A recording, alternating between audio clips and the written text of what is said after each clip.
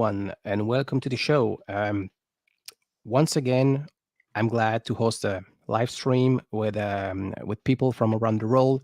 So you start knowing me, you start know me, bring together people from different backgrounds, different countries. Is like a second nature to me. So for the first time ever, I think appearing on a live stream, I'm very happy to welcome Mr. the one and only Mr. Jack Vinyl Martini. Hi, Jack. Hi, Romy. How are you? Very I'm good. glad to be here. This, like you said, it's my first live stream. So if I'm Yeah. dithering away, let me know. Yeah, no problem. So yeah, I'm very glad you accepted my invitation. Oh, my pleasure. And for the third time on my channel, it's always a pleasure, Mr. David Atkinson. Hi, David. Hi, everyone. Hi, How is it? David. How is it going in the UK? It's a scorcher. We didn't have any summer until about a week ago, and now it's mid-20s centigrade. So it's absolutely brilliant now. Fantastic. Yeah, so we have already some French VC member. Salut, AZ Mick. It's always a pleasure. And Thorsten from Germany. So when I said my streams are international, as it should be, yeah. So yeah, we will be going through a couple of topics, at least we've been discussing earlier this week all together.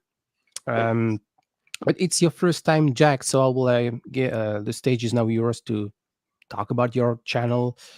Yeah, to explain how it began. The stage is yours. Well, I started my channel in January of 2021, like a lot of people during COVID. And I just was watching YouTube, and this Mazzy fellow kept on coming up in my home. And I started watching him and a few other guys in the VC. And I just thought, what a great thing to do, just talk about music, because it's like the older you get, the fewer people that you have to talk to music with, it seems. So, yeah, I just dove in and was very nervous. I did my first video and I said, whoa, I survived that one. And I started to do kind of a video every week, every time I would pick up some new records. And so I've been doing this for a little over 2 years. I've got, 600 subs. So I'm pretty happy with those numbers, and slowly building up the channel and getting more comfortable doing videos and talking to people. So yeah, that's it in a thumbnail. Yeah, so it's as you can see, I prepared a small slide. You can see Jack's channel. You have like 122 videos. Yep. That you uploaded. So you're it's pretty cool. In 2 years, I think I have only 41 videos. But you're very active, like hopping on a threads challenge. Yeah, I really appreciate finding content. Somebody suggests content, I just jump right on it instead of just having to think of my own topics. So I'm pretty lazy, so I like doing that. Okay, so if you haven't heard, if you are living on the VC Rock, if you haven't heard about Jack's channel, give him a sub. And David, it's always a pleasure to welcome you. Can you introduce your channel for the new people who are watching today's stream? Okay, thanks very much. Very quickly, my channel is not only for the vinyl community. I set up this channel about 3 years ago with the intention of creating like an online journal. So I wanted to capture my thoughts, just wanted to talk to a camera and just kind of try and save up a bit of content around current affairs, cycling and hiking, which are my passions, and music, because I've been collecting records for 50 years and CDs and so on and so forth. So I guess a bit like Jack, I tripped over a video probably of Mazzy back in the day. It's good to know that he loves us all. And I thought, well, maybe I should try a little bit of that. And my musical taste deviates from his. So I thought I'll give it a go. So I gave it a go. And the more you do it, the more you get used to doing it. So it's kind of fun. And a bit like you as well, Jack. It's, I've got like a notebook of lots of different ideas and so on and so forth. But there's nothing like just jumping on a thread or somebody has a competition, there's like 3 or 4 or 5 questions, and I kind of just like to just keep busy. But like everybody else, I probably do 2 or 3 videos in a week, and then nothing happens for a month. But you know, the challenge is trying to keep going. Yeah. So should I introduce my my channel Yeah. on yeah. So yeah, I started about 1.5 year ago. I'm originally from France, born and raised very close to the border with Germany and Switzerland. So I grew up with that culture, with the German-speaking part of the world, and this is where I started collecting vinyl at a very young age. First CD, then vinyl around 2017, 2019. So and 2021, I moved to Canada, so brought the entire collection over here in Canada. And after 1 year, I decided to share my experience as a French young guy in late 30s, sharing his passion for music and also give a perspective to the European people, because one of the biggest VC channel, French VC channel, say, hey, your profile is very interesting. You should share your experience. Now you live in Canada. And of course, it was a challenge to do the channel in English, because I realized that the vinyl community is much more bigger in America and UK, in the English speaking part of the world. So it's a pleasure. Now I have a lot of VC friends. Last or 2 weeks ago, this is what a community should be is all about. I met up with Ben Rankins, who came all the way from Australia, and Brian from Embryonic Robot.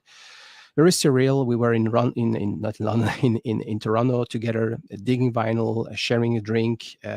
This is perfect. This is one of the reason I'm not looking for 1,000 subscribers who never watch my channel. I'm really on the lookout for a moment, or for things in life like this, meeting friends, sharing ideas, and this is what I'm continue. So oh, Trevor is here. Hi, Trevor.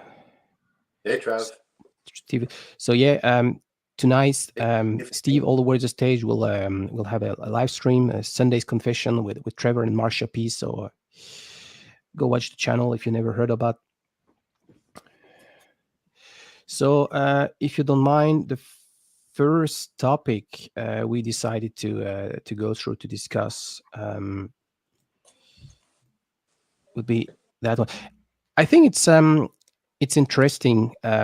We all, the three of us, at a certain time of our life, we were able to move or to travel a lot because of the work, or we even moved from one country to another, or one city to another. And of course, it has, as far as I'm concerned, certain good effects. I am now. I can deal with more different music aspect than I would have if I was still in France or in Europe. And I think we could discuss about that, about our all you guys, your experience. What do you think? Was it the same for you, Jack? You were originally from the eastern part of Canada. You moved to the western part 30 years ago. Um, what is your take on that topic? Well, moving to the West Coast didn't really affect me musically, because by the time I moved to the West Coast, I was raising a young family, I had a mortgage, I was going to university, working full time. I was a very busy guy, didn't have a lot of money. We were very happy as a family to move out here. But I had stopped buying records in the 80s and the 90s because I just couldn't afford it. I didn't have the time.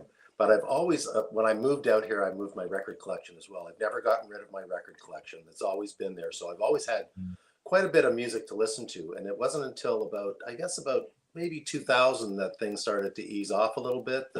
Had a little more money, a little more time, that I started getting back into record collecting. So since then, I would say I used to have about 900 records. Now I've got pretty close to 3,000. And the numbers aren't important. I mean, if you've got 10,000 records, or if you've got 80 records, I mean, I don't really care. That's not the point. But I've been buying a lot of music, and I've been able to travel a lot since my kids have grown up and moved out. So wherever I go record shopping. That's one of the delights. Golf and records. So that's what I do. and my wife puts up with it.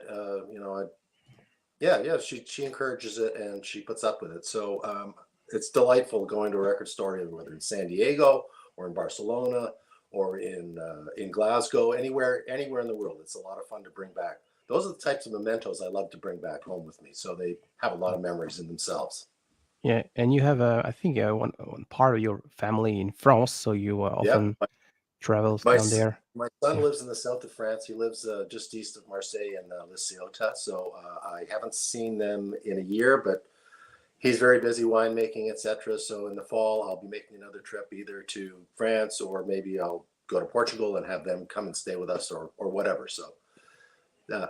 And what are you looking for when you're traveling? Like, are you a typical guy? Hey, I need a French press of my favorite Canadian artist, so the cliche, No. or are you looking for something local that you would never able to find where you live?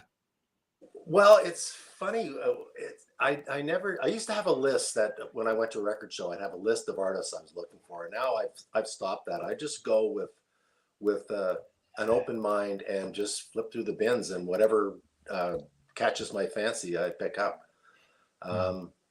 Yeah, so I don't have a set agenda. It's just whatever records find me. It's amazing. And Okay. I love discovering new bands, and as long as the price is right. So Yeah, that's important. David, you're where or you travel. You still travel a lot, so you've been a very busy guy for working. You moved from not to a different country to a different city back in the days. How is your experience regarding? Hey, now I can travel. I can change the way I knew things when I was kid because I discovered a new territory, a new ground, a new place to find vinyl. How did it change, or how did it impact the way your collecting has expanded so far? Well, I think my travel experience is, in terms of where I live, is not as exotic as you guys. I was brought up in Newcastle upon Tyne in the northeast of England, which was always on the concert circuit for all the major bands. So they play Manchester, Glasgow, Newcastle, and so I saw a lot of bands in the Newcastle area. And I left when I was 29 through work.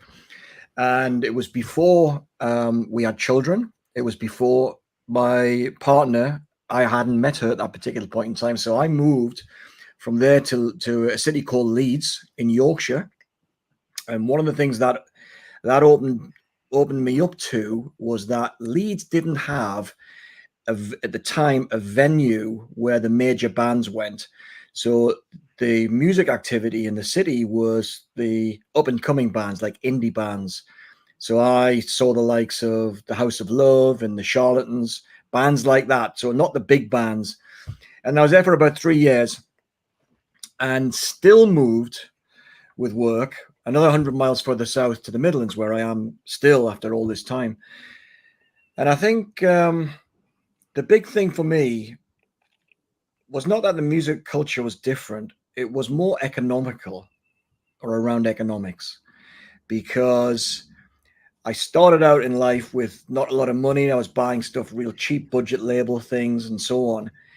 And then I got on the career ladder, started to earn some pretty good money, but without family commitments.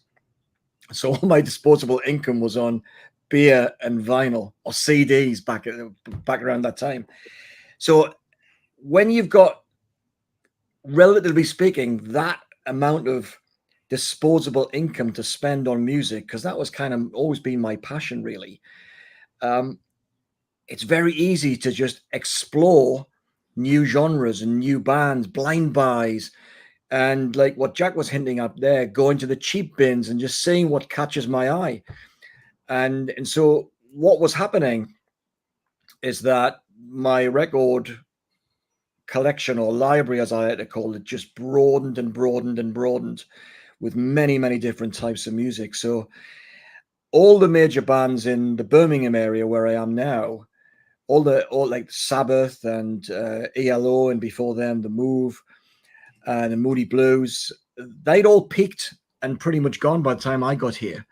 So there's not been, I mean, someone's going to correct us, but there's not been any major bands that I think, they've got that Birmingham stamp on them in the way that they did in the late 60s and the early 70s. So I've kind of not tapped into a different genre. But just to come back, I suppose, to pick up on one of the things that Jack was saying, I traveled a lot with work. And when I travel for pleasure on holidays, I might dip into a record shop here and there. But when I travel for work to North America or Australia or the Far East or whatever, I've always tried to schedule those trips where I've got at least a day to myself or a weekend. I always do record shops on those occasions. So, and I remember one time, I may have said it one time before to one of you guys, is that I once went on a business trip to St. John's in Newfoundland and bought some fantastic records. And British Airways lost my case with all the records in. Showed up about 2 weeks later, thank God. But yeah, so I still buy records when I can. But yeah, that's where I am right now, still in the Midlands. Okay. And if I had to speak for myself, yeah, being able to travel was very nice.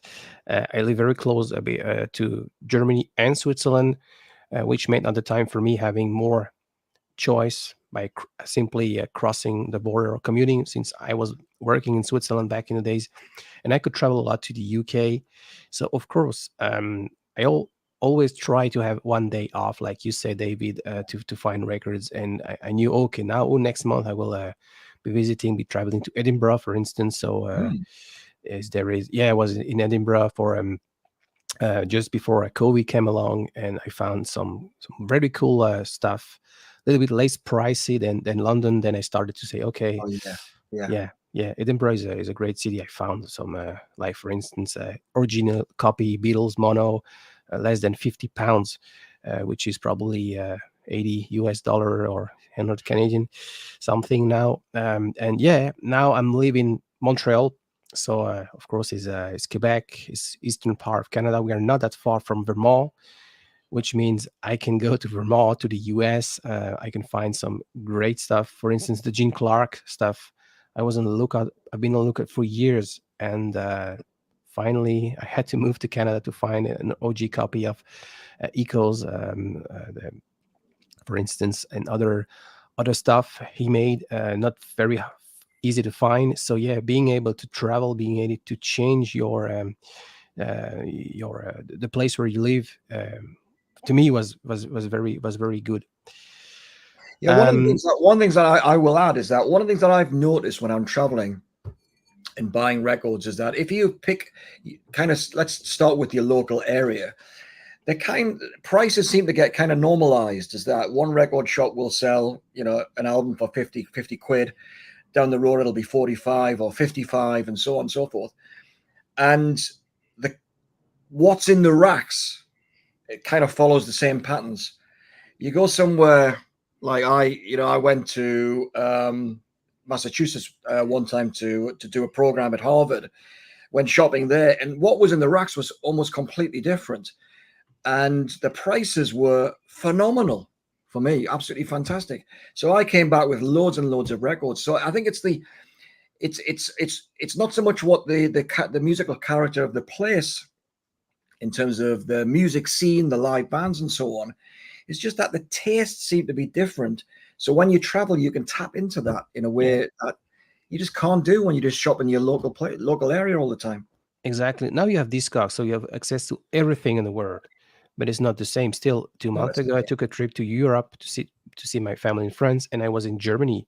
So I was very happy to see a decent krautrock section in the Black Forest. So of course, I had to focus on the local stuff. Loldark, French guy, is asking a very interesting question. I will translate this. Can you ask these two guys what they think about our French music, and if they listen to some of them artists or bands? So we are talking about French stuff. Francois Hardy. Yeah, who recently passed away. Just passed away, yeah. Yeah. How about your Jack? Do you listen to? I don't think I have any French artists, and it's a Okay. shame. Next time I go to France, I'm going to correct that for sure. Okay. Yeah, I can't say that I have any. Yeah, no. I have a few Quebecois bands like Harmonium and Quebec, yeah. Beausoleil, etc. Yeah. Yeah, Quebec is very interesting. It's a French-speaking part. Is in America, so they speak French, not a broken French, French Canadian. And I discover a whole new territory. Only speaking about Prague. Progressive rock in the 70s was a big thing over here in Montreal. They had this band called Harmonium. They were like very famous opening for Supertramp in when they were touring in Europe, and they had a great bands. They sing in French though, in Montreal or Quebec City, and it's very interesting. And okay. Yeah, for me, I mean, I would just kind of jest and say Francois Hardy, but I do like her. But most of my consumption of French music is in the classical vein, so Ravel, Sanson, and so on. Ravel, You know, Sanson, so, yeah. that's kind of the thing, because I got into classical music in the 1970s and just got hooked. And I kind of realized that the more you put into it, the more you would get out of it. So, you concentrate a lot, spend more time, grit your teeth, listen to that symphony for the third or fourth time in a row, starts to make sense and then comes alive. So I've tapped into, lots of French classical music. Yeah, Ravel, Debussy, and they were massive companies in the early 20th century. So hope you understand, Hello Dark. I know you speak a little bit. You speak a little bit in English. I want to translate in French. Steve is here. Yeah, Edinburgh. Steve liked to travel. He often went to Europe. I think he will be visiting Germany. Manfred, a guy from Germany, speaking about my luck here in Germany is a most collector. Get away. Yeah. The German first pressings have got a very good reputation, haven't they? Oh yeah. Oh, you really? Yeah. German press plants back in the day were the best in Europe. Oh yeah, I agree. Yeah, and Parogram auction. The British guy who lives in Austria is very Beatles orientated channel, and he once talked about this very sought after early 70s true stereo mix from Germany. So yeah, I have a lot of German pressing in my collection, and they all sound absolutely. So do I. Yeah, they're wonderful. Yeah. Okay. Okay. Another one. Oh, was that the same question before? No. That's another. That's a French guy, Philosopher, guy who's been following my channel. He said nice thing about the stream. Thank you, Christopher. Yeah, you're a pro guy, Christopher. Okay. Let's move. Yeah, hör zu. That's the. Hör zu means listen to in German. Yeah, fantastic label. Fantastic. Yeah, hör zu. I think that I have the first Deep Purple, the very first debut album in hör zu label. It sounds it's brilliant, really brilliant. Okay, moving to the next topic. That's recent finds. I ask everyone to carry or to bring 3 LPs or records among our last acquisition, recent buy. So David will show one, Jack one, and we can do like this if you don't mind. Wants to start first? Can I squeeze in 4? The stage is yours, David. Should I go? I've got 4, so should I go first then, Jack? Yeah, sure. Yeah. I did a video just the other day where I talked about some fairly recent finds. So I just got swamped by a whole lot of new vinyl during May and the early part of June, and it was just piling up and piling up. So I did a video and looking for advice around therapy to try and slow down my purchasing. But one of the ones that I mentioned, I'm going to pick on a couple from that video, but there's a couple of others as well, and that was World Party and Bang. Now someone's going to tell me, I can't remember whether that's the third, I think it might be the third album from World Party, and this has got singles Is It Like Today and kind of a beautiful ballady one called "What Is Love All About." All I Gave closes the album as well. But I loved World Party. If you know them, they were led by Carl Wallinger, who sadly died either early this year or last. I can't quite remember. He was a founding member of the Waterboys and then split with Mike Scott and then created the band World Party. And the songwriting is very influenced by the Beatles. It has that variety to it and that warmth in the sound as well. I mean, talking about mid to late period Beatles, absolutely fantastic. So yeah, all of these albums I picked up World Party. I think I paid about £15 for each of them, which when you think in the UK, the regular price for new vinyl is about £25 to £30. They're all absolutely fantastic. So yeah, this is a great album from a great band.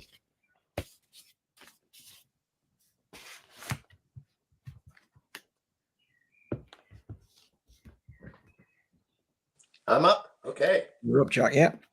Yeah. Sorry. Let's try to get this in the camera. This is the Drive-By Truckers. I'm a huge Drive-By Truckers fan. They're a southern band from Athens, Georgia, actually. A couple of members come from Alabama. But this is, I've got all the records, and this is the fine print, a collection of oddities and rarities, 2003 to 2008. It's the type of album that I don't normally buy, but because I love them so much, great cover, man. This is cover art by a guy called Wes Freed, who passed away last year. Great artist. He did all their posters for their tours, etc., etc. Fantastic southern alt country band, the hardest working band in America. They put on a great show. I've seen them about 3 times, and they're on my to-do list. One of my dream vacations would be to fly to say North Carolina, to Charlotte, and follow them as they make all their southern state concerts. Follow them around for a couple of weeks and buy records along the way. So yeah, that's Drive-By Truckers. Nobody shows them in the VC. Nobody. I love them.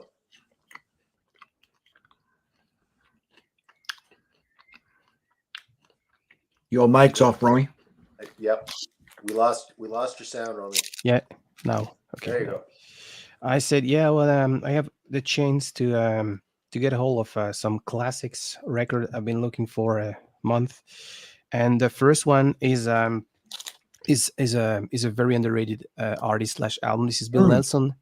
Yeah, he started as a guitar player, I think, in the band Bebop Deluxe. Yep. When at that time, when experimental had a very complicated career, I think the world of contemporary or modern art, do we say contemporary or modern art, saved his because he worked for a lot of exhibition, and this is truly amazing. This is his album called "The Love That Whirls," Diary of a Thinking Heart, and 1982.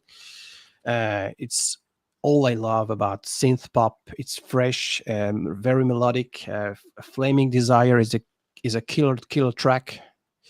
So yeah, this is I'm very, very happy. And the reason there is this French guy. He has a channel and he had a live stream, and he has like a zillion new wave records. And he was asked, "Hey, what would be your favorite underrated stuff?" And he was pointing out that one. So I just write it down and I find it on Spotify and try to find a copy. And I was digging with Brian and Ben. And I said to Brian like 5 minutes earlier, I would love to find this stuff. And he was like flicking through the bins and he said, "Hey, you got your Bill Nelson." So I'm very glad to brought Brian from Embryonic Robot to dig in. So it was a very, very cool find. Yeah, he was always ahead of his time. I mean, Bebop Deluxe, when they came around, I think Sunburst Finish was a 1975, I think, with Made in Heaven on it, and Crying to the Sky, I think it is. It just was. It just sounded different from everybody else who was around at the time, and they came on stage wearing shirt and tie and all that sort of business. And he morphed into the 1980s, kind of following a similar path to David Sylvian and Brian Eno. Yeah. And it's that seamless transition right the way through the 80s. So I find his music a little bit cold. I wouldn't say it's soulful in any great way, but it's really interesting stuff, like John Fox Ultravox style as well. Early Ultravox before Yeah, mid Europe, pop yeah. by or join the band. And Mm. Romy, I just picked up that record in Paris last summer, by the way, that Bill Nilsson record. wow, okay, Yeah. yeah, and I found for less than 10 Canadian dollars, so it's Yeah. it's a very good deal. Yeah, those Bill Nelson records, they don't fly off the shelves, I'm sure. Yeah. They're I not for found, every. yeah, it's a UK press I found in Toronto, Mhm. so I'm very, it's like a cheerful bliss. Yeah, And what commercial success they had at it being and gone in the 1970s. So he was very much a fringe artist when the 80s came around and he did that solo stuff. And Yeah. bebop never really caught on here in North America. They had a small following. I'm not, they were able to tour here, but nothing massive. Yeah, I saw them in a 2,000 seater City Hall. Mm-hmm. Yeah, I didn't think they got any bigger than that. Yeah, same here.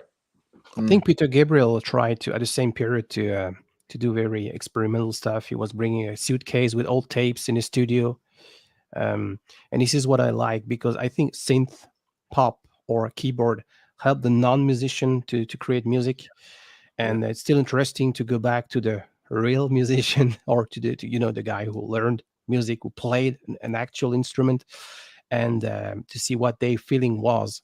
For some of them who try to be experimental, to do synth pop, and this is what I like about this. You can still feel it's a guitar, it's a musician who did that stuff.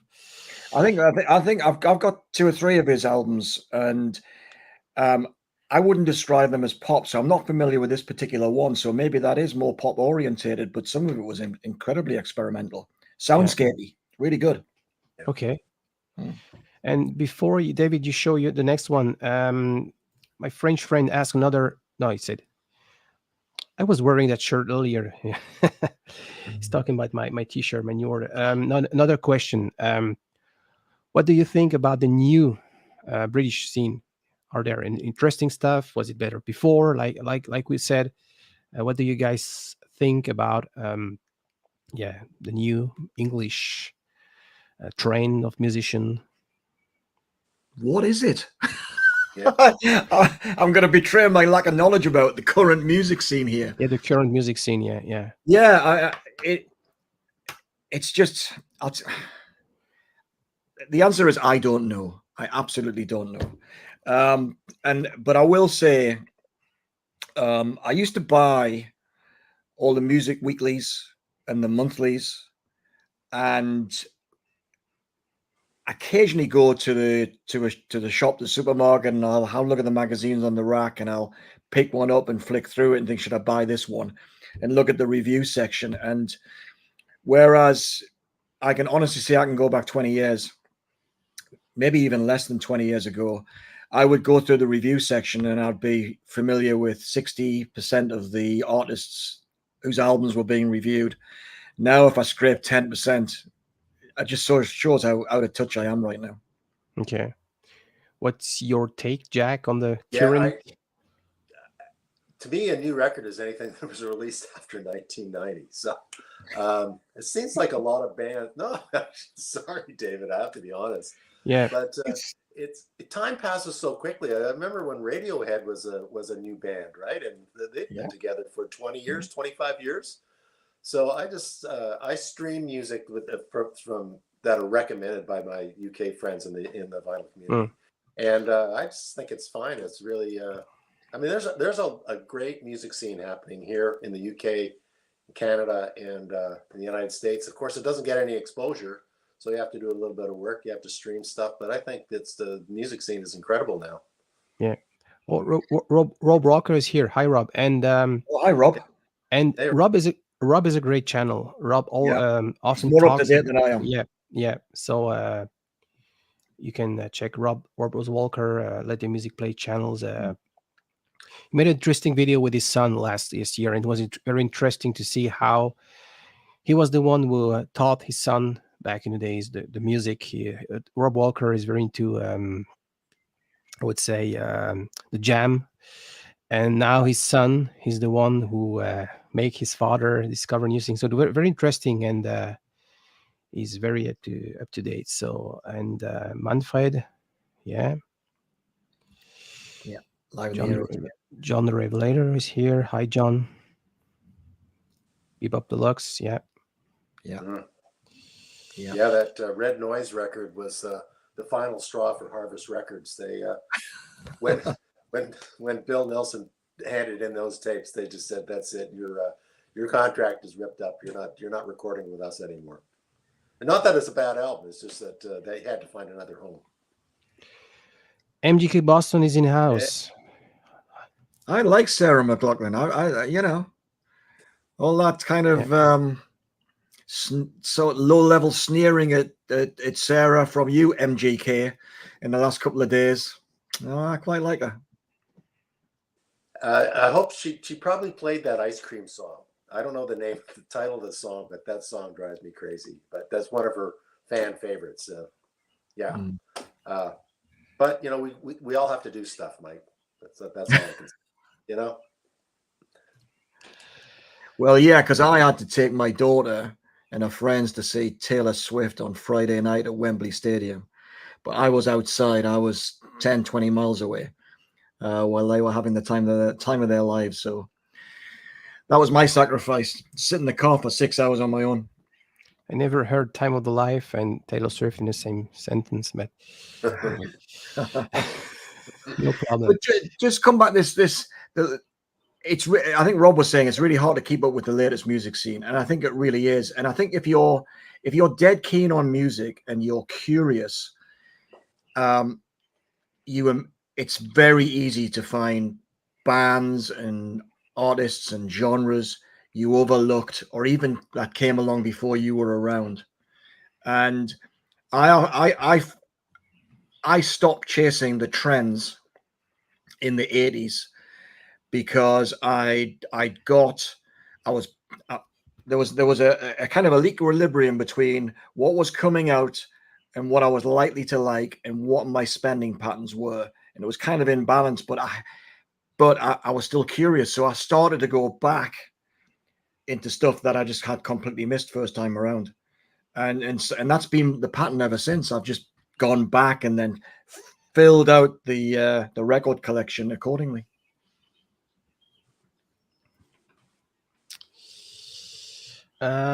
Next one is next Lucas, album. Yeah, it was going to show another record, I think. sure. Yeah, Go yeah. ahead. I showed this the other day, but very briefly. It's one of my best new buys, and that is Eno's Another Green World.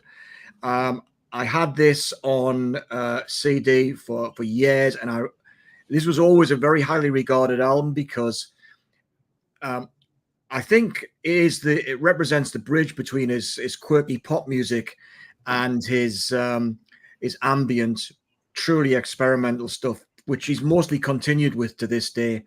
So this is a lovely blend of that kind of pop and that vocal stuff with the ambient as well, and it's got an absolute stellar cast of musicians on here as well, with the likes of Phil Collins and Robert Fripp and so on and so forth. So that's I really was looking for a great copy of this. I couldn't find it. I eventually pulled the trigger on a new copy. So there it is.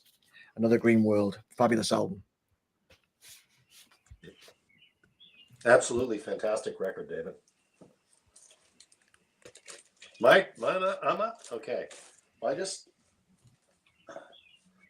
I get kind of obsessive about things, but I discovered Esther Phillips about 2 years ago, and Esther Phillips is a jazz soul singer. She had a very long career. She started singing when she was 13 years old. She was a backup singer for the blues guy Johnny Otis, and went on to a solo career. And this is a record on Atlantic Records, and it is called Esther Phillips Burnin' Live at Freddie Jet's Pied Piper in LA. So it's a club date. It's on Atlantic Records. Atlantic Records used to be such a great soul record. Fantastic record. I've never seen it before. I collect Esther Phillips. So I'm really, really happy to find this record. It's a highly recommended record if you like soul and jazz stylings. Fantastic singer. Esther Phillips. Yeah, is it something you can find like for less than $20 or? That I one never saw that record. it cost me $18. Wow. Okay. Yeah. Yeah. And so it's soul jazz, or would you say it's Or more soul. more soul? A little bit of jazz, but a great backing band. And in a Yeah. small, recorded in a small club. Really not familiar with the name. I already saw her name, but I wouldn't say. Okay. She did a lot of. She recorded a lot of records on the Kudo label. Okay. I don't know if you're familiar with that label. That's a great label as well. No, Fantastic. not really. Okay. Yeah. I mean, Jack, I've got one of her albums on vinyl. It's not here. It's elsewhere. But I always was perplexed as to why she didn't kind of make it big, or whether I completely missed it and she did make it big. Because you know, you kind of think of like the likes of Roberta Flack and Millie Jackson and all that sort of that kind of soul with the bits of jazz. She came out of nowhere for me and then disappeared into the shelves. Yeah. So why didn't she really make it big? She had a very troubled life. She was always drugs and booze, basically. Yeah. I don't know anybody that started their career at 13 and ended up like a completely normal person. So, Yeah. and probably management issues, et cetera, et cetera. She's been on so many different labels. I don't think she just had the right people behind her, and she didn't have the right personality to make it. But she left behind some great music. Okay. The next one. It's a classic, and I'm really happy I found OG copy of that one. Not something original. Yeah, I recently watched a very interesting documentary. Klaus Dinger, the drummer, the band Neu, German, and he was a massive source of inspiration for a lot of punk bands. And Stephen Morris, who played in Joy Division, obviously, and in New Order later. And so I thought, yeah, now I need to find my copy of Closer, Joy Division. It's an absolutely classic, no killer, old feeler, how we say it.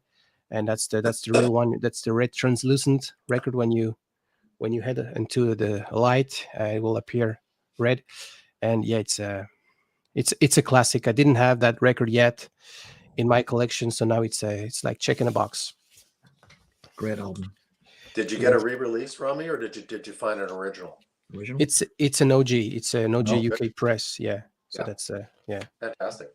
I'm gonna have to break down and buy a new copy of it, or a re-release of it. I don't have them I don't have those guys in my collection. So yeah, I often consider they were, Kraftwerk were big, influenced OMD, Depeche Mode, just to name a few, and these guys influenced a lot of other. Recently heard some podcasts, so it was like 1980, 1981, John Peel radio show on YouTube, and you could feel all these bands, they were inspired by these guys, all these underrated artists. I couldn't even name of those artists, and who Storm in Montreal, and yeah, they were inspired. They were a huge source of inspiration for early, U2, accompaniment, and yeah. So I'm really glad I could find that one. I think that Storm has been inspired by Joy Division. Yeah, the god of the VC is punishing me because I say something bad, maybe. Or I bet Rob Walker saw them back in the day, or at least, well, we've seen New Order, but not them. Yeah. Anyway, should I? It's my turn. Sure, go ahead. Yeah, right. My third copy of this album, I bought it because this particular one has a second disc. And I was trying to support a local record store, so I bought a new double LP version of Couldn't Stand the Weather. Fantastic. With Stevie Ray. And this is for hi-fi nerds, this is one of my demonstration discs. Side 2, Tin Pan Alley, the 8-minute slow blues. It's a demonstration song because it sounds like you're in the room. You can hear the room and the band is so, it's just bass, drums, and guitar and voice, and it's just so atmospheric. It's absolutely incredible. So I suspect this one doesn't sound better than the original. I've got a UK original press, but I'm sure it's still going to be, provide lots of enjoyment. So yeah, fabulous album, Stevie Ray Vaughan. So you can compare. You can, Yeah. But I would probably the original US press would be the most sought after. Yeah. Yeah, I got into him through a CD. Yep. Of like blues and soul tracks, and he does a version. Is it his song? Look at Little Sister. I'm not sure if it is his song. I can't remember, but it's on disc 2 of this particular version here. So I thought I'm going to get that track on vinyl. So that meant, that was the reason why I decided to plump for it.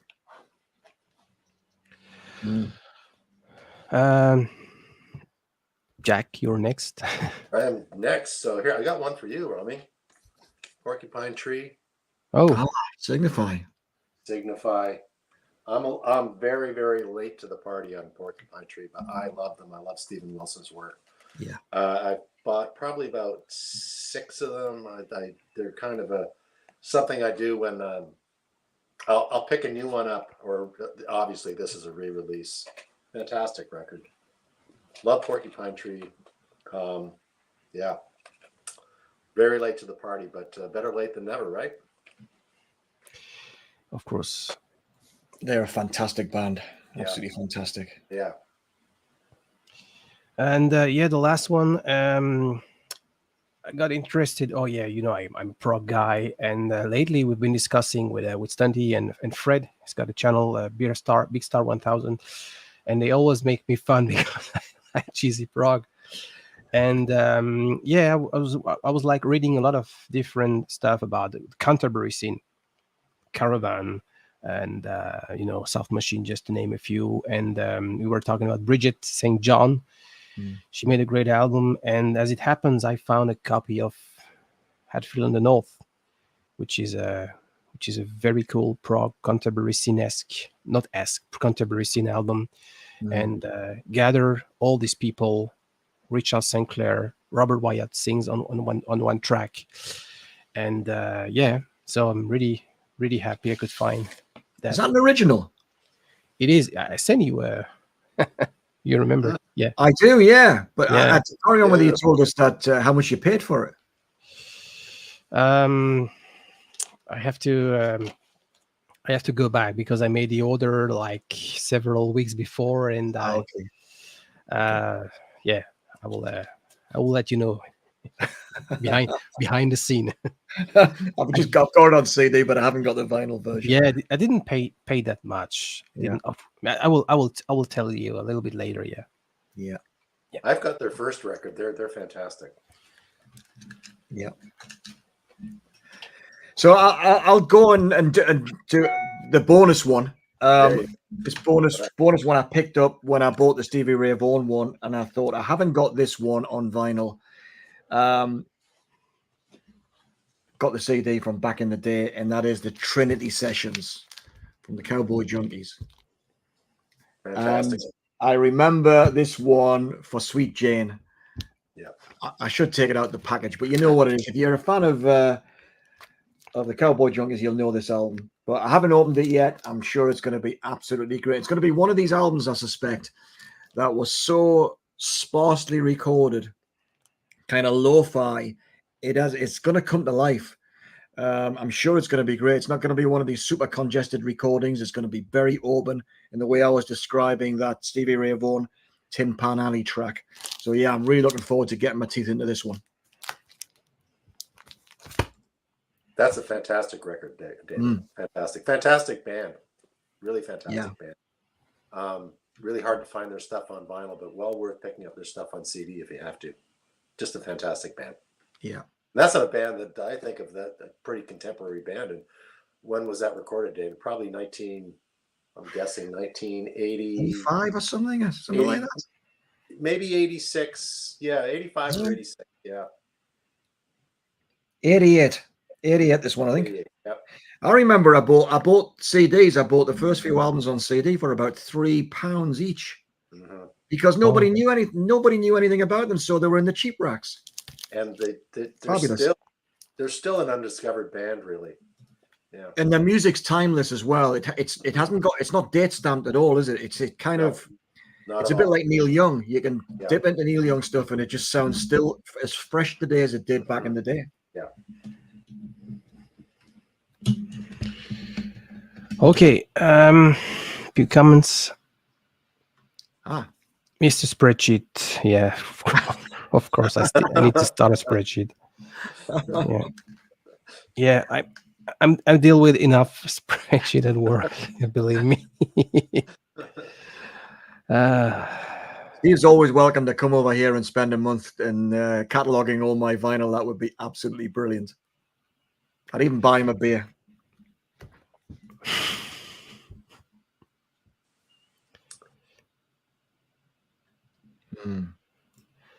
Hey, Chris Music Box, another fellow member from the French vinyl community. Nice to see you here. Okay, let's move on to the next topic, which is interesting.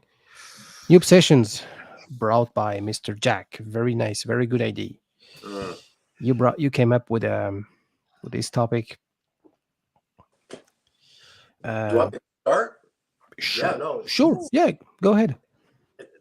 Obsession is I do become obsessed. I mean, literally obsessed with bands. I mean, I don't have to go out and get them all at once, but it's something that I'm going to enjoy doing, looking for in the next couple of years, trying to fill out some catalogs. But would you like me to start? Yeah, the stage is yours. Go ahead. I've been going back to the 80s, which an era that gets dissed a lot. But here's a band from the 80s, Psychedelic Furs. Yeah. I just picked this. Just pick this up. Yeah.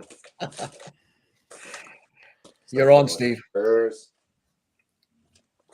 And I've had this one for years when it was released, but this is Midnight to Midnight. And tucked away that band and forgot about them for a while. And then I just ran across one of the records the other day. So I am determined to get all the Psychedelic Furs records. So that's one of my obsessions. I just bought their Talk album. I don't have it here in the other room. Yeah, it's interesting. It spends to me not the same. I mean the way the time it took me some time to go a little bit deeper in bands like Killing Joke, Psychedelic Furs, Echo and the Bunnymen. They were not the top priority. When you think about the 80s, when you were born in the 80s, you start with the usual suspects such as U2, Depeche Mode, Simple Minds, Tears for Fears, perhaps, but not. And it's bad because those are great band. David, do you have new obsessions? It's not this guy's not a new obsession, but I came to this guy late in my musical journey. And you mentioned John Peel before, the radio DJ who's deceased now. He used to have a radio program on Radio 1 in the UK. And I think he started 10 p.m., finish at midnight or 1 o'clock. I can't quite remember because I was normally asleep by then, but I'd be lying on my pillow listening to the radio during the working week, listening to what he was putting out. And there's one artist, he played the birthday party, and that was he kept playing Release the Bats. And I just dismissed the birthday party because they sounded to me like, punk, post-punk, at a time when everything was starting to sound slicker and more melodic in the mid-1980s onwards. And I eventually got into Nick Cave, and it was with the Murder Ballads album that when he did Where the Wild Roses Grow with Kylie Minogue. And I thought, this guy's interesting. So I bought that.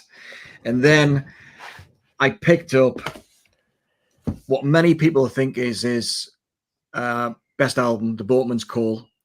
I think this is really quite austere, and one of the things, it's great. It's fantastic balladeering, really. Wonderful album, no doubt about it. But I really thought this guy is interesting, and his follow-up album, No More Shall We Part, has got this absolutely gorgeous song, God Is in the House, which hints at a spiritual dimension within his writing. And you get a sense that this guy is just not a pop star. This guy is a deep thinker, and some of his writing has been absolutely fantastic, on the printed page, not just music. This is probably my favorite album, which is Push the Sky Away. The title track at the end of side 2 has got this fantastic keyboard kind of melody that is, I could listen to it all day long, not just like for the 4 or 5 minutes of this song. And by the time we get to this album, which is 2012, he's kind of not quite disbanding his band, The Bad Seeds. He's using them less and less, and using one of the members, Warren Ellis, a whole lot more. And Warren Ellis is fantastic at sound effects, with violin and so on, and recorded in such a way that it's full of atmosphere. And much of his music since this particular album has been kind of partnering up with Warren Ellis. His music's got ever more beautiful. And this, if you can stomach listening to a guy playing solo on the piano for a double album, then this is absolutely fantastic. This was recorded during the lockdowns, that crazy time, and he managed to get into Alexandra Palace in London and put this together. And there's video going with it, and I'll just show one more. And that's this album, Ghosteen, which again is just utterly beautiful. And one of the things that, if you don't know Nick Cave, and many of you will, is that he's had real tragedy in his life. His son died several years ago, and I think he worked out a lot of his feelings through his composing and his partnering with Warren Ellis on this series of albums, which are just absolutely fantastic. So I've turned into a completist, at least from an album point of view, when it comes to Nick Cave. I think he's always interesting. He's incredibly prolific. And it's like discovering today's version of Bob Dylan. Not that I'm comparing him to Bob, other than to say he puts so many albums out, and they're all interesting. They're all worth hearing. So yeah, I think he's the guy. If someone says, who do you want to see live more than anyone around these days, it would be Nick Cave. And I had a ticket for this guy, and the lockdown scuppered the tour, so I didn't get to see him. So that's such a shame. But one day. Great choice, David. I could have listed him as one of my obsessions as well. He's just fantastic, just fantastic, brilliant. You think of we kick around the word artist a lot, but Nick Cave really is an artist, in every sense of the word. Yeah. I'm a big Bruce Springsteen fan, but I will recognize that his career has been pretty patchy in terms of its the stuff he's put out. Some really badly recorded stuff. I've yet to hear a bad album by Nick Cave. I agree. They're all interesting. Even the soundtracks are great. He's always changing. Yeah. Great artist. Is your microphone off again, Romy? Oh, sorry about that. Yeah, I have to give much more time. It's an art. We discussed with Ben rankings. I think he found an EP in Toronto. He did, yeah, I saw that. Yeah, you saw that, yeah. And our French, just dropped a new album. He says he listened to third title on YouTube that are not bad at all. Okay, our German friends are leaving because Germany plays soccer against Switzerland. Priority. So is Manfred supporting Germany or Switzerland? I don't know. Manfred is from Germany. I think he will be behind Die Mannschaft, the German team. Mm. And talking about obsession, it was very clear to me. I'm a prog guy, and I've got when I got interested, I wanted to know the why and the wherefore, the genre. So discovering all the bands that were before prog was prog, so to say. So like the Moody Blues, Procol Harum, Family, Fairport Convention, and the last band I got really interested in is the Strobes. Oh It's the wow, Strobes for many reasons. This is an Sandy Denny. Sandy Denny got that one Yeah, great album. here somewhere. They recorded that one, and I think it was released only years after. And it's very interesting. Some of the songs that appear on Fairport Convention. What did he on We Holiday? I think the second one, no, the first one. She played. She joined Fairport Convention right after this album. And yeah, it's folk at the very beginning. This is their first one. This is a debut album. David Cousins has an incredible voice. It turned much more prog later. I think Rick Wakeman played on From the Witchwood. I don't have a copy of that one yet.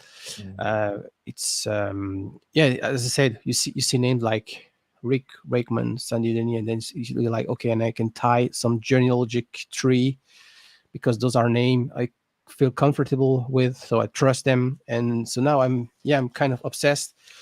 I found very recently this treasure. This is Dave Cousins, solo album 72, 2 weeks last summer. That song Blue Angel is simply beautiful. And every time I have a chance to find, this is a Dragonfly, this is the second, also middle age influenced. And I have a couple of mores, the bursting in tears, following bursting at the seams, that follow From the Witchwood, and Hero and Heroine. I don't have a copy of Hero and Heroine. That's the most proggy album they ever did. I know. Awesome. Yeah.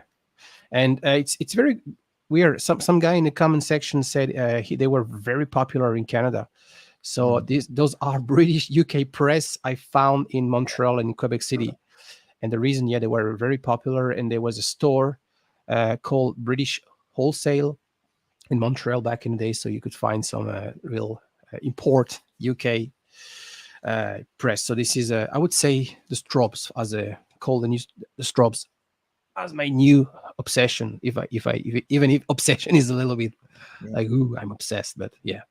Great, I think it's worth saying, if anybody's not familiar with them, is that Rick Wakeman getting involved in the early days, he wasn't playing prog with the Strobes. He was kind of embellishing their folk music with piano, basically. Once they started to turn prog, they ended up with a different keyboard player whose name I forget. So he kind of, I think he was around the same time. He played on Hunky Dory, didn't he?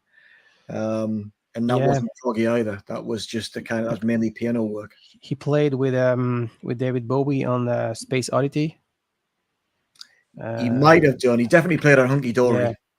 He played with the Black Sabbath on the Who Are You? That's Sabbath, Bloody Sabbath, 70. I think the right.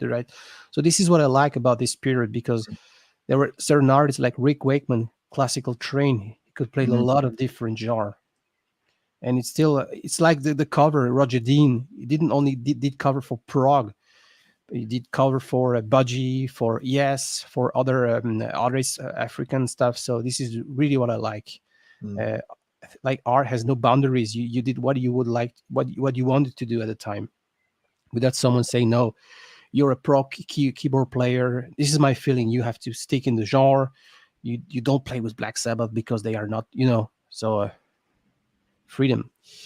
I think a lot of people got into the Strobes when they released Part of the Union, which was kind of a bit of a novelty type single. Great catchy tune as well. And then they picked up on Hero and Heroine and Grave New World and so on. But when you go back to those folk influenced albums like Dragonfly and From the Witchwood and so on, they stand up as fantastic folk kind of prog albums with the accent on folk. they're just, to me, they're just as good as the Fairport Convention albums. Fantastic. And Yeah.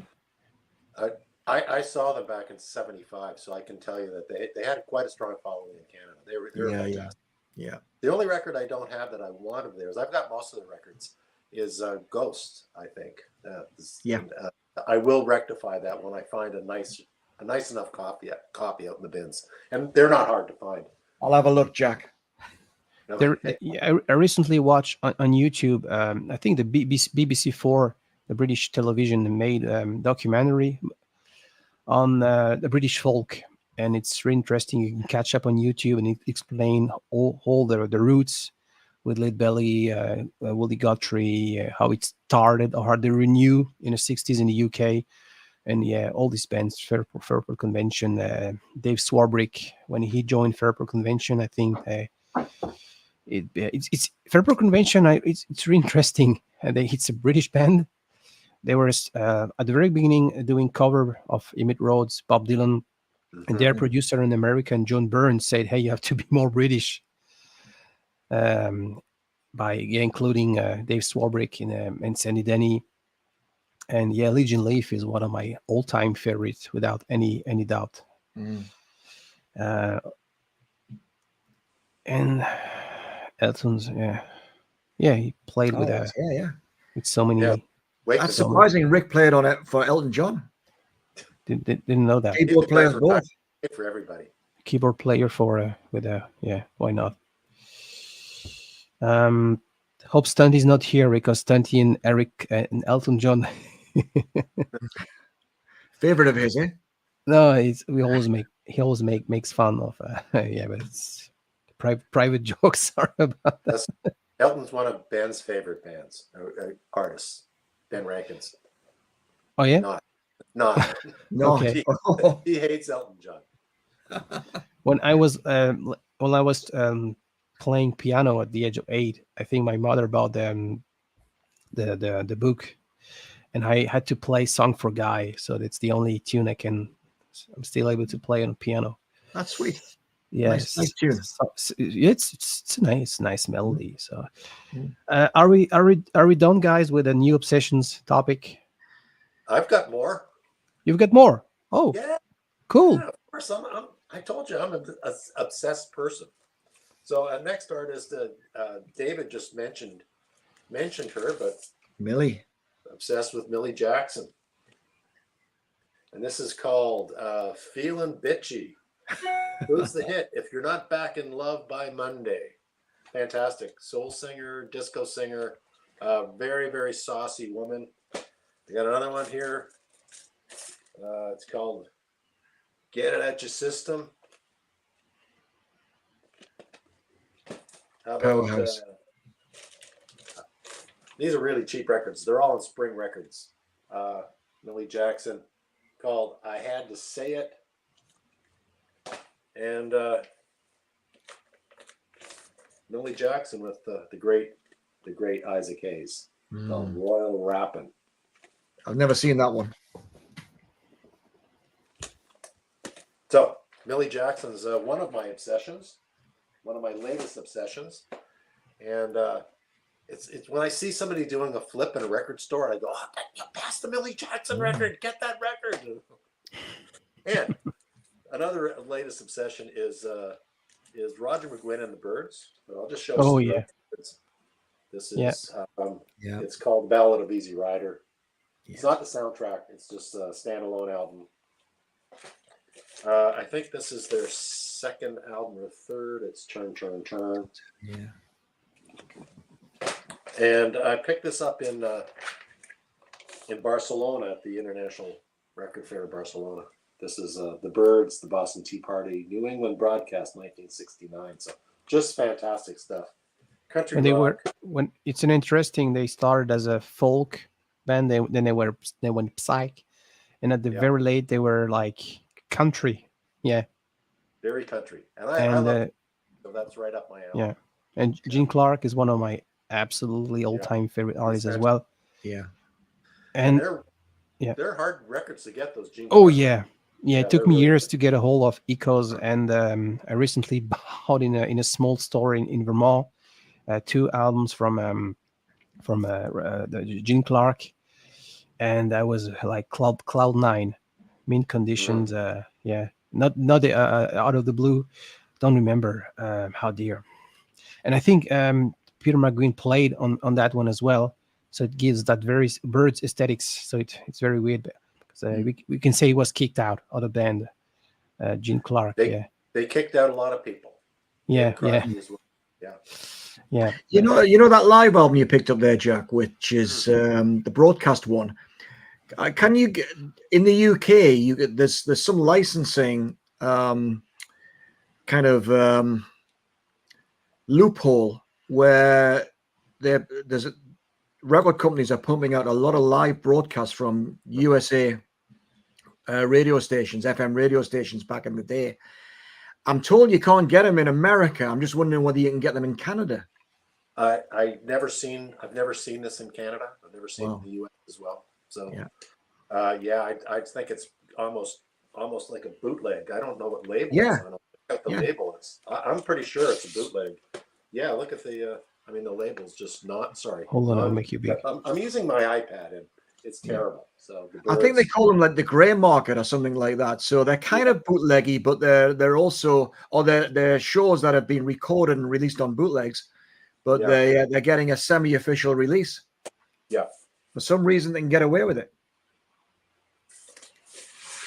So I picked up a bunch of Tom Waits and a bunch of Ry Cooder albums from live shows from the 70s, and I'm pretty sure you can't get them in North America. I don't think so. I'd agree with that. So through with our obsessions, guys. Those are my obsessions. I've got lots more, but we'll stop there. Yeah, I'm done. I would say I'm done. I'm pretty obsessed with a lot of different artists, but I don't have like the Strobes are really. I was lucky to find in the past 6 months a lot of records in good conditions. But I'm obsessed with a lot of different, some folk artists, like Bridget St. John, for instance, or other underrated band. But it's very hard to find a decent copy. You picked up on Vashti Bunyan. What is that? Female singer, Just Another Diamond Day, folk, rustic, the most rustic folk sounding album from around 1970, 72. No. Real cult following, Vashti Bunyan. Yeah. Really good. And then there's been a couple of other albums that were released of demos from back in the day, and it's really gorgeous stuff. Beautiful. And just super sparsely recorded. Again, real demo style, but very good. Yeah, the Canterbury scene, I would say is it a new obsession? I don't know. Those are, artists like Robert Wyatt. He didn't only made Rock Bottom. He did other albums like Ruth Ann is Stranger Than Something I cannot remember. Richard, which is a great album as well. So basically the Canterbury scene. So Steve said Bang a Gong, so that's a T-Rex song on Electric Warrior. Get it on. We call it back here. Oh yeah? Yeah, that's like Get It On, brackets, Bang a Gong. Okay. But I think maybe they call it Bang a Gong in North America, but they call it Get It On over here. It's between the how do you say it in English? How dear? Parenthesis. Yeah. The second one is the Slider they recorded in France, in the Honky Chateau. I think Wakeman played. He was doing a session with Mark Bolan, and Mark asked him to do something for Bang a Gong, and he simply just ran his finger down the keyboard. That great movement across the piano, and then he was done in about 5 minutes. Thanks for the tip. Toronto is a great city. We're really blessed with a lot of cool record story at Toronto. Yeah. Elton was great back in the day. Really sure. Trust you to say that, Mike. Caribou.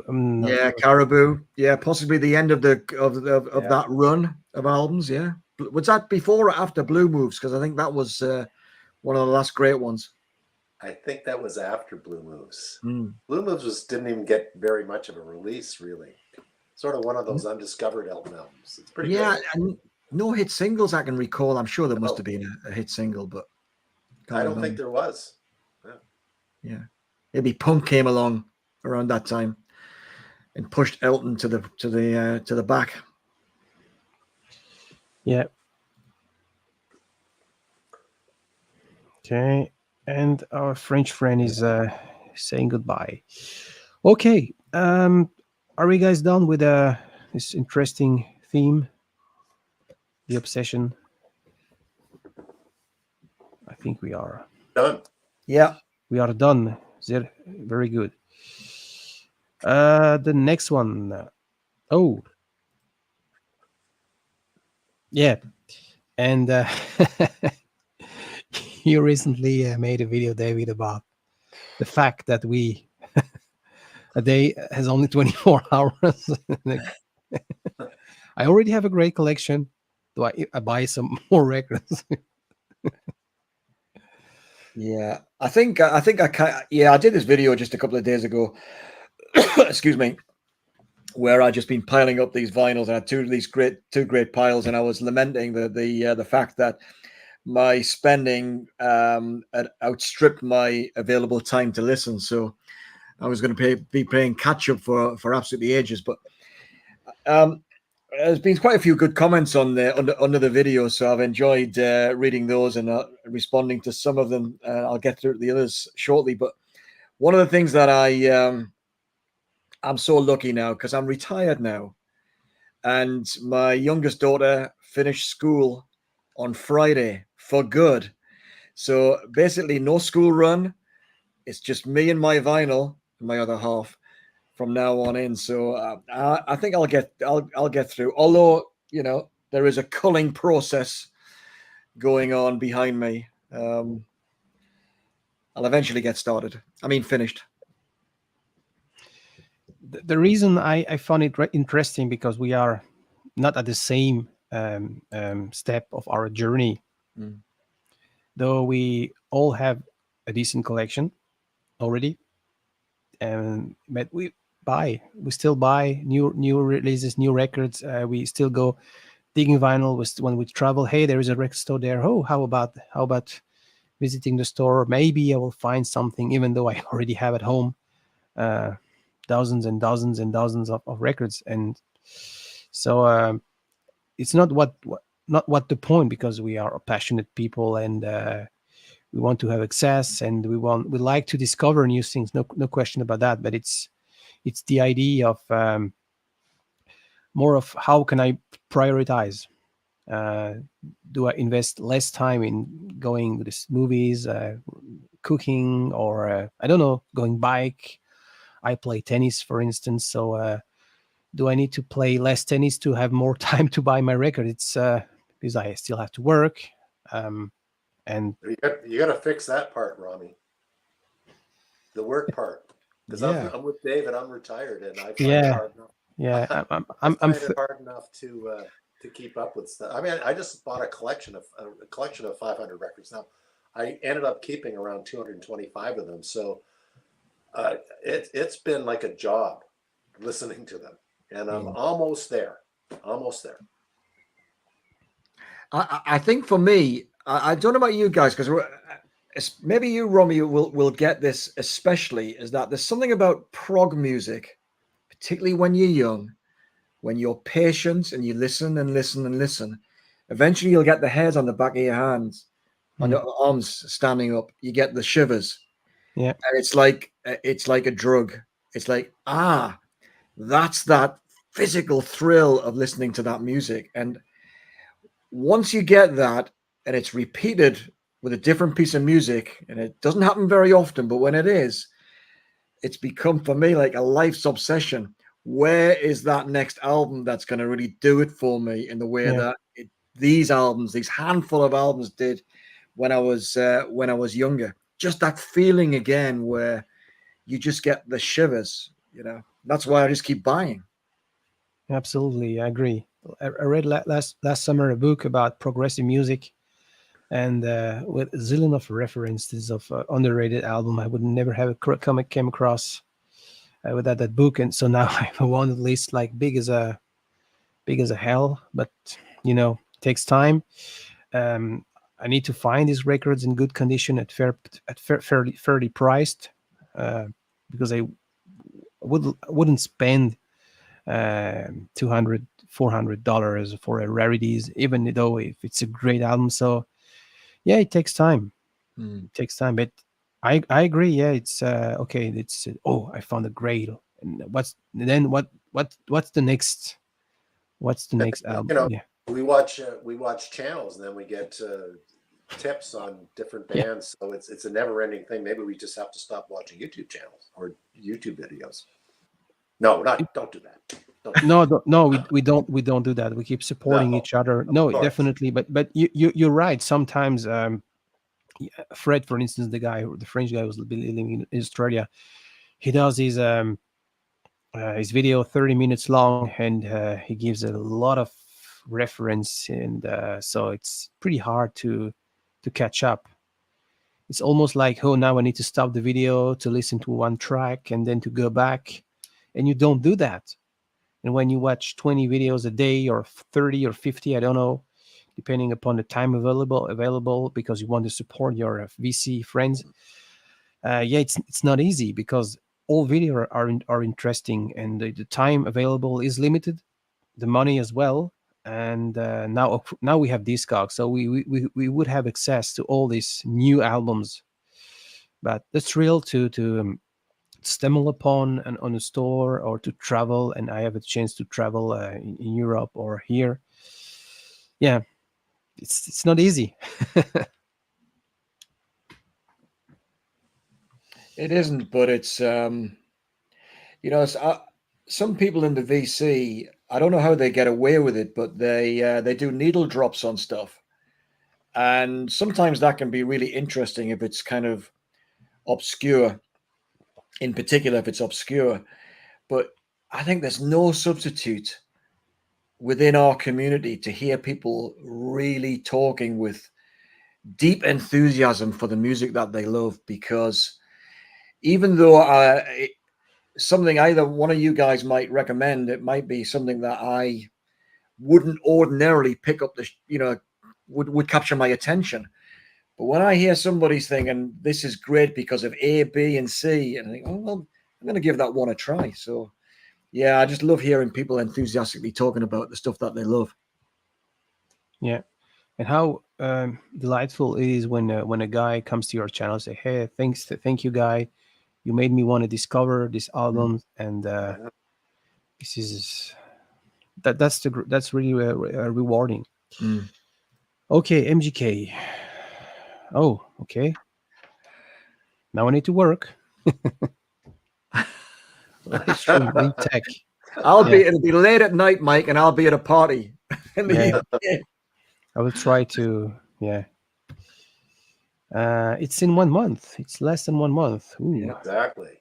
time flies by. And you will be there too, I will. Jack. I will be there, Ronnie. Cool. Yeah. We'll finally get to meet. I'm going to meet Brian, and it's going to be fantastic. Yeah, Fantastic. it's gonna be cool. First time. I've never been to Boston, and really looking forward to. Um, Anything more to add concerning these topics? No. Well, I'll just say Yeah. I don't watch television. I rarely watch movies, and I just find that at this particular point in my life, that the more I listen to music in an active rather than passive way, so it's not on in the background, but I have proper listening sessions. I'm after all these years, I'm getting more and more out of my music collection, so it's a win for me. Yeah, still the very beginning I subscribed to channels, one called Rarest Records, and one the Gladiator of Rock, and they were uploading ultra rare stuff, heavy blues from the UK, and I was like, wow, if I have a chance to find this record. They were just simply amazing. All this beauty that came out in a golden era, so to say, in between 1967 and 1974, something. And Karma did some reissue, uh, but it's amazing how can you discover from that era. So it's like okay, you start with I started with the usual suspect, the Led Zeppelin, Pink Floyd, and then the other a little bit less popular, and then okay, next step, the obscure, the underground, and it's it's the rabbit hole. It Certainly, is. certainly is. Yeah. Okay, I think we can move on to the next and the final topic, and that's, I think, David, you brought this idea. Um, Oh, you were, yeah, you were mentioning being new wave Americana 90s, so mainly released on CD. Even though vinyl, you prioritize, or you would prefer that format. How do I deal with the format trend? well, I mean, Yeah. yeah, I kind of raised this because I thought it initially started with the thought that, you know, after listening to records, to music for 20 years, maybe 25 years, a lot of people, probably not us obsessives in the vinyl community, but a lot of people kind of stop listening to new music because their primary interest is maybe music as a memory jogger, you know, from times past. It's kind of that nostalgic vibe. Whereas in the 1990s, for me, I've never been nostalgic when it comes to music. It's all about, does the music work for me in the moment? And I got hooked into I don't know that what they gave it the label Americana, but it was like a new wave of Americana. So it wasn't the Birds, and it wasn't the band, and it wasn't Towns Van Zandt, and all that stuff from back in the day in the late 60s and early 70s. It was like this new genre kind of came along, and it was kind of refreshed. And there were hundreds of bands, and I got into them because I've got a CD somewhere. I can't lay my hands on it at the moment, but it's called Songs from the New West, which was a cover free CD on the front of a magazine. And I think it might have been Uncut magazine here in the UK. It had all these great bands on it. And I thought it was absolutely fantastic. So I started buying all of these albums. And I brought a selection, and I've just brought the CDs because not all of them have been released on CDs. But I'm going to throw these at you as recommendations. If you're open to the idea of Americana, and you're talking about that country, that folk and rock blend, some of this stuff is absolutely fantastic. I've got this one on vinyl, but it's Through the Trees by the Hanson Family. Look at that. You can't see it with that. Maybe I should take it out. I don't mind taking it out. There you go. That'll be better. The Hanson Family. Gothic storytelling, really quite, husband and wife kind of setup, I think it is. But yeah, just great. Absolutely fantastic. This is a band that came around at the same time. They did a lot of instrumental music, that kind of Texarkana type feel, that Mexican feel, Calexico. The Black Light, this is their breakthrough album. This is just wonderful as well. I've got other albums by them on vinyl, but not that one. Haven't found it. This one is there's about half a dozen here, so 2 or 3 more. Being There by Wilco, Jeff Tweedy, I think it is. Not one of my favorite albums, not my favorite album by them, but that's another one that was their breakthrough, because they'd had some stuff before that. I think AM was before that.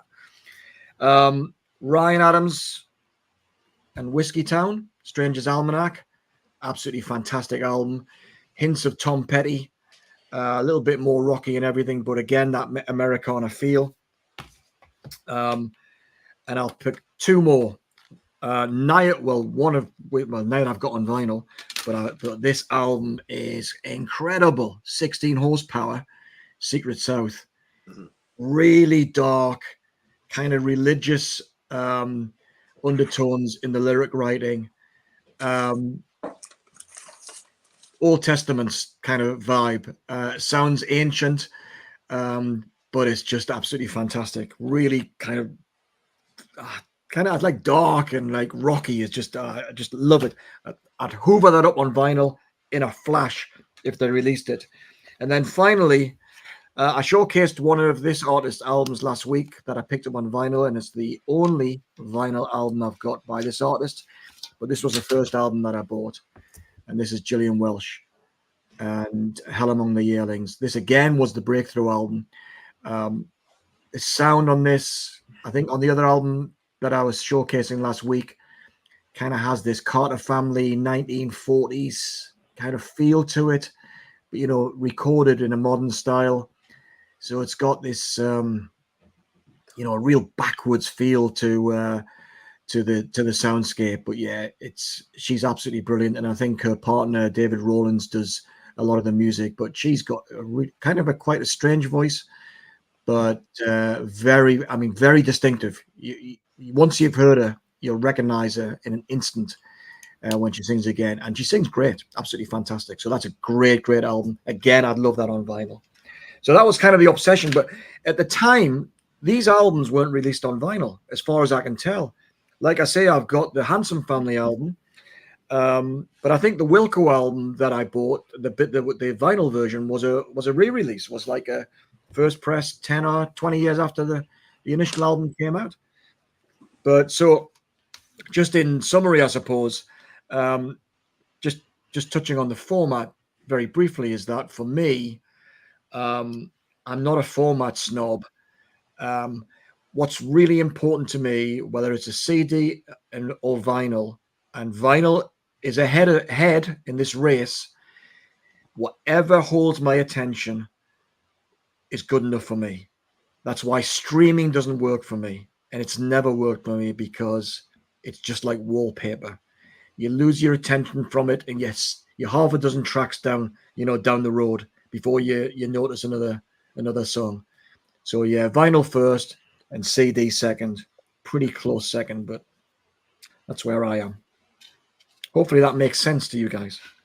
Yeah, totally. Yeah, definitely. What's your Jack? You were saying I don't have very many CDs because I've always loved vinyl, and I don't want to get into the CDs better than sound, et cetera, because that's just a whole other. I don't want to get into that, but whatever format you like is good for me. I'm not a CD snob either, and if you can't get it on vinyl, get it on CD. CDs are the best bargains in the music world right now, right? They're just so cheap, and I think it's a great idea. I am the only thing I get on CDs is box sets, because I can't afford box sets and records. So box sets and CDs are right up my alley. They're cheap, and you got the stuff, and you can play it in your car. It's portable. That's the only thing that vinyl isn't. It's not very portable. Yeah. Yeah, I grew up in the 90s, and I bought a lot of CDs back then. I think between 1996 and 2000, up until 2008, I bought only CDs. So this was music I listened to when I was at the high school, and no one, or barely, no one I knew back then had a turntable or were buying new releases on vinyl. So CD was the thing. And you had a CD everywhere, a CD player, and the portable, the Discman from Sony. So I remember lately this Apple Music came up with this ranking. I don't know if you're familiar, and I think the Lauryn Hill was the top album, and it's very controversial, David. Yeah, it's very weird, David, because very, very controversial. What is not. There you go. Yeah, this is the one I was really crazy about that, and I discovered this was released in 1996 something, and I discovered years later, and It's still my not a huge hip hop or urban music freak, but they had something back then with Wycliffe Jean, this guy from Haiti, Lauryn Hill, the Fugees, still a great album, and That's it was very musical. When you talk Yeah, about hip hop, yeah, that album in particular is very, very yeah. musical, I very agree. melodic. And this was Yeah. my favorite French hip hop band. I am band from Marseille, very multicultural. They had Italian roots, Egypt influence. They took some Mm. old sound from old Egyptian movie soundtracks and blended together with some old school beats, how like you would hear in the 90s, like Beastie Boys. They were very influenced by Eric B and Rakim, just to name these guys, and did it in their own way. They rap, they sing, they rap in French, and this was CD. So back then you could only have this was prior, even prior MP3 or Napster and all this craziness. So I wouldn't say, hey, I'm snob. No, it's vinyl. I don't. I remember that 15 years I bought only CDs, and yeah, it's like that. It's a part of the musical journey. It was the easiest way to have access, the only way back then, 1995, prior internet, and so yeah, absolutely nothing against CDs, but streaming. Streaming is handy. When you drive long distance, like here in Canada, when I have to see my clients up north, and about to drive 9 hours, I don't bring my turntable in my car. No. I don't have a CD player in my car, so yeah, Spotify is the go-to if you want to discover albums, and it helps, and it's like complementary, like wouldn't say one format against another. Uh, my feeling, but I'm a I vinyl think guy. though, Yeah, yeah, but it's worth saying is that a lot of us who like vinyl, it must have been pretty tough in the 90s and the noughties, because there's very few albums, relatively speaking, were released on vinyl. And they're like the ones that are really well prized now. They must be really expensive to get OGs around those 90s albums. You get reissues and so on. But I think, as you guys might know, I'm slowly working my way through the years, talking about the top 20 albums of each years, and I'm just about to do 1980. So maybe like my ninth or 10th video in that series. I'm already thinking about how am I going to show albums when it comes to the 1990s, because it's all on CD. Yeah. yeah. Yeah.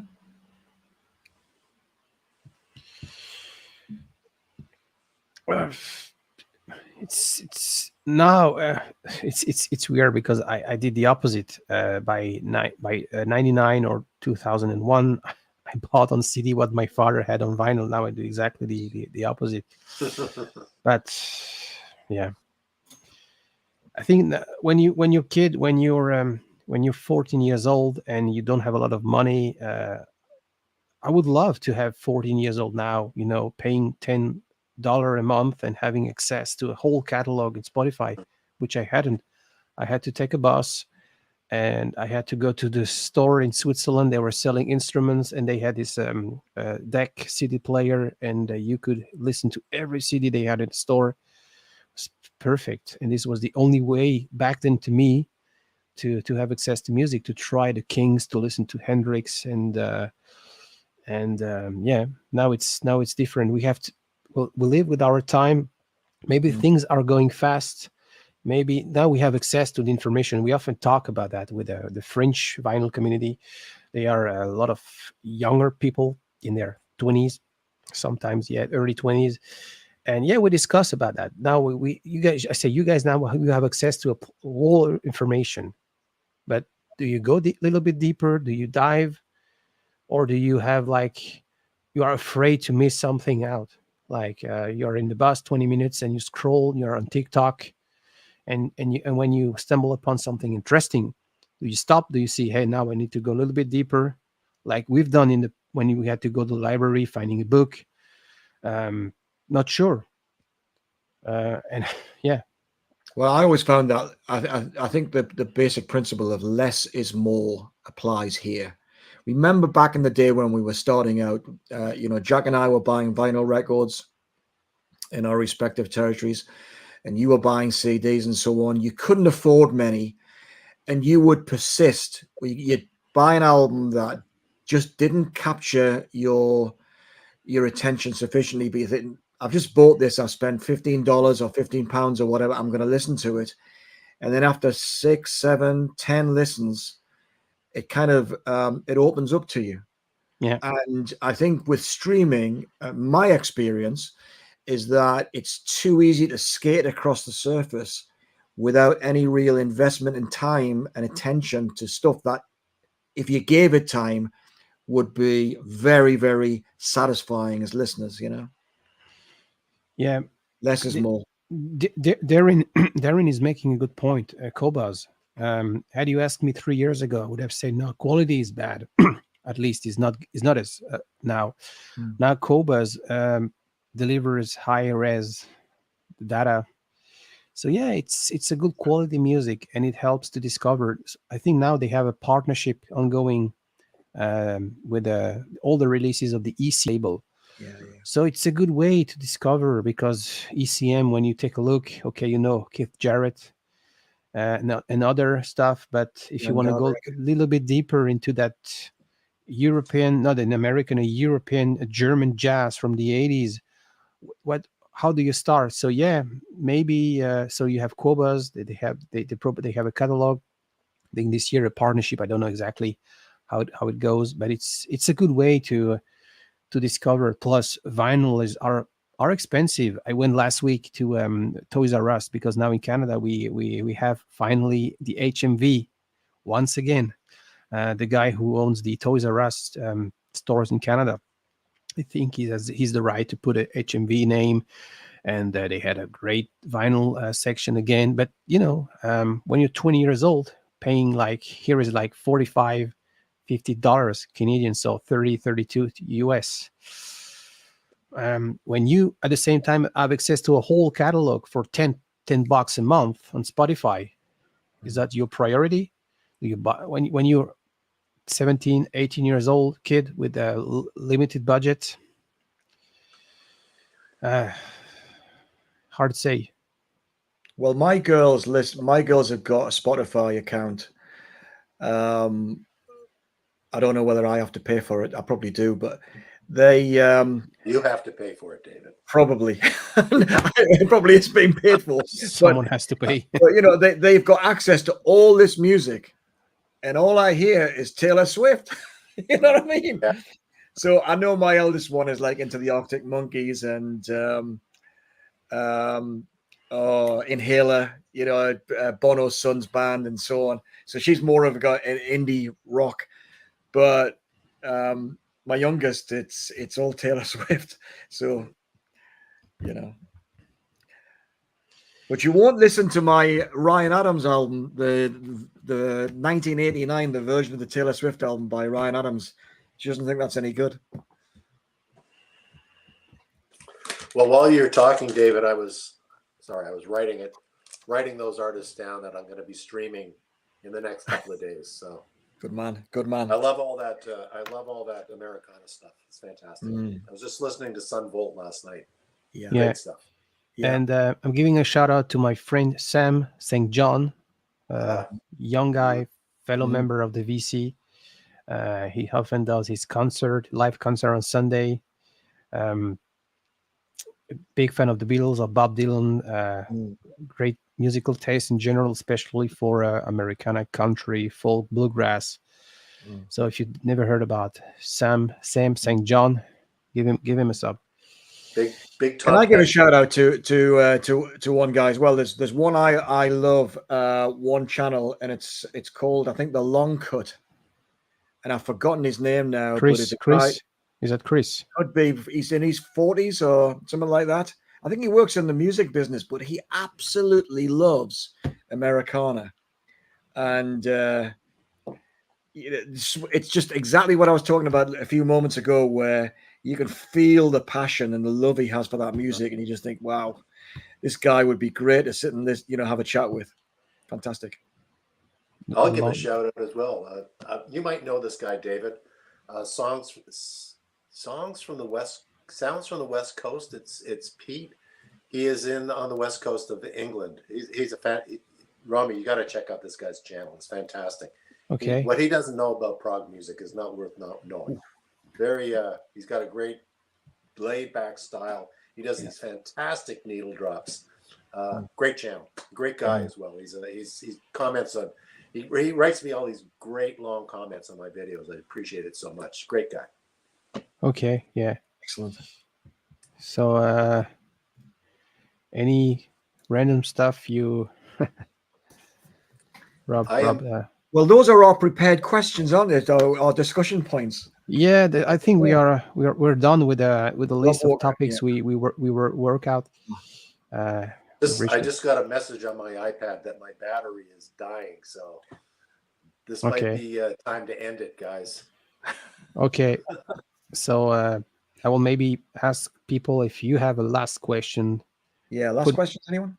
Put it right now, or we will be wherever. Hold your peace. We'll be ending, wrapping up. Thanks for watching. It's been pretty cool. We had we're peaking with more than 25 people watching, so it was pretty interesting. Really glad. And yeah, go watch tonight's stream on Steve Allward's The Stage channel. Send nice confessions. He does with Trevor and Marsha P. All is interesting. It's tonight at 8 p.m. Eastern. No, 9 p.m. Eastern, I guess. These live streams are in North America. I'm in bed by the time these guys get talking. Yeah, I know. This is why we... I keep missing out. Thanks, Rob. Yeah, thanks, Rob. Thank you very much. So it seems like no one has a... Okay. Thanks, Darren. Cheers. Yeah, Darren is a prog nerd, amongst other things. Okay. Thank you for watching. I hope you like it. And as I always say, stay tuned for next chapter. Bye, guys. Romy, thank you for setting that up. It's fantastic. David, fantastic meeting you. And Romy, we'll see you in July in Boston. Yeah, definitely. Take care, guys. You're making me jealous, guys. Come on, treat yourself. You're retired. Come on out. Next year, I've said. Next year. Okay, I'm ending right now. Cheers, guys.